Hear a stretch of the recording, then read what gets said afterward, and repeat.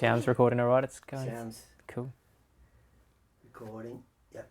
Cool. Dark Epic is mainly myself. I've had a lot of different producers attached to different projects over the years, but it's mainly been me as Dark Epic Films. And I was much younger, probably around the age of 14 or 15, and I thought I want to make a film company idea.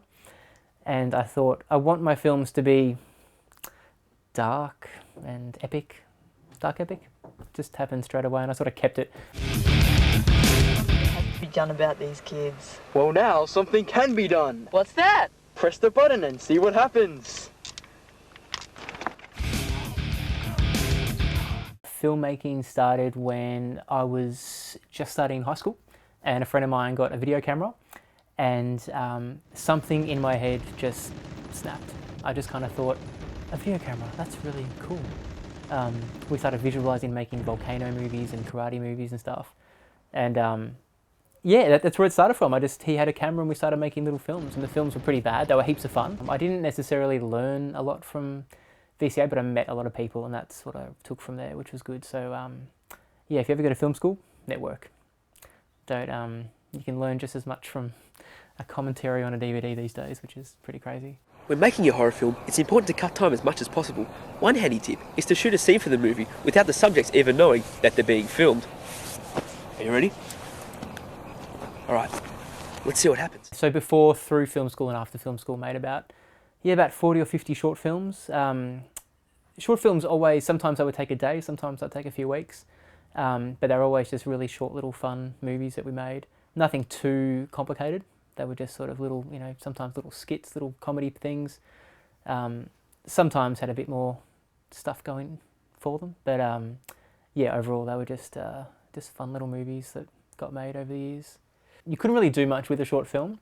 You could sort of release it, and maybe a few people would have seen it. Not many people saw my short films, and some of them I'd like to keep that way. But overall, I just thought a feature film is a real movie. Like, it just felt like a real thing to do, and it just happened like that. So I just started making feature films, and now I couldn't even consider making a short film. I've got no interest in short films. Features, it kind of just feels like you really putting a stamp on something with a feature film, whereas a short is just, I don't know, it's like an ad, it's like a commercial. It doesn't feel like a feature presentation at all to me. I wanted to do a film on 16mm, and we had about $10,000 to make it, and so I could only afford to film, I think, something like an hour's worth of footage or 2 hours worth of footage. I had to cut that down into 22 minutes, which is Luna, that was called, and that was I would never do film again. Film's far too expensive, and there's too many surprises with film, which I don't like. Because I grew up starting with, sort of digital type of filmmaking. So to jump from that back into film was kind of like, oh, now I know why people prefer digital. Luna turned out quite good, but it was very stressful for me. Probably the most stressful film I've ever made. They say that, yeah, making a period film can be quite difficult, and we learned that pretty quickly. Yeah, all the locations had to be sort of 1950s appropriate. We had to get a lot of cars involved, and all the costumes and makeup and all that sort of stuff. So that made it more difficult as well, on top of the 16mm film canisters getting put onto the camera and only having so much time to roll the film per take. No one was a high school film, so we all had to make a film for high school as our year 12 production. And so I wanted to make a film about a girl who wakes up one day and everyone else is gone. She's the only person left on Earth, she thinks. And there's a lot of philosophical things behind it, but it was basically just her alone. So we had to try to find locations where you couldn't see anyone and use camera tricks to put her into these shots. And that film, I used all copyrighted music, because back then, year 12 student kids, no one really cares. So I was chucking on I think I used some Disney soundtracks and some other movie soundtracks and stuff. The film got submitted to the top arts thing at the end of the year, and you can have a copyright clearance for that. So it got accepted into top arts out of all of Australia, I think it was. But because it was so long, we had to cut it in half, so it was classified as 2 sort of short films, and it still got in, which was lucky. The next one after that was Cinnamon Rain, and that was a similar sort of thing. That was a 2-year project, and that had all copyrighted music because I never learnt my lesson from the first film. So nothing's happened with that film either, but that was a really big sort of production. That took a long time to make, and I learnt heaps from that. I learnt about blocking and making sure you have two actors in the same shot actually in the room if you're going to do that, rather than film one person somewhere and one person somewhere else. It's kind of like my own sort of film school, that movie. Just imagination. Just, it wasn't really about my life at all. They were just, I had an idea for a movie, not necessarily a movie I would want to see in real life, but a movie I thought I could make one of those, and just sort of fantasize with the idea of making a film. And any genre was like that, like, because that movie was kind of like a drama, I guess.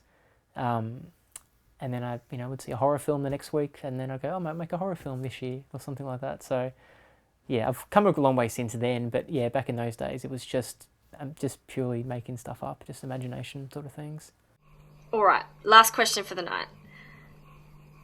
If you had one thought in your head, a vision, something so captivating, so beautiful, would you follow it? I already am. That was the first official film, The Follow, because all the music in that was, I did most of the music on my own. So I just sat in front of a keyboard for 6 months and did the soundtrack. And that film was, the first official movie that could actually be released. So we had some screenings for it. It never entered into any festivals. I just kind of made it, showed it to a lot of people, and then I think I sold a few DVD copies as well, but maybe made about $50 out of that. But The Follow was a sort of a science fiction film about a girl who has a best friend, and her friend is killed at a party one night. And so it's set in the future. So she decides to go to this this sort of company that can hold on to part of your memory while the rest of your body copes with stuff. So the memory of her friend was taken out so she could cope with her studies. But somehow another memory was put in by accident, and she becomes obsessed with this forest that is a synthetic forest in the future. And she has to go there for some reason. So that's The Follow. And that was another 2-year project as well. I think The Follow and Cinemaphobia were the two that I did the music for. And Apocalyptic a little bit, but there wasn't really music in that film. That was a non-music production. I funded all the early sort of features myself. They weren't really expensive movies necessarily. A lot of people were happy to, actors and that were happy to be involved for experience and, volunteering their time, which is great.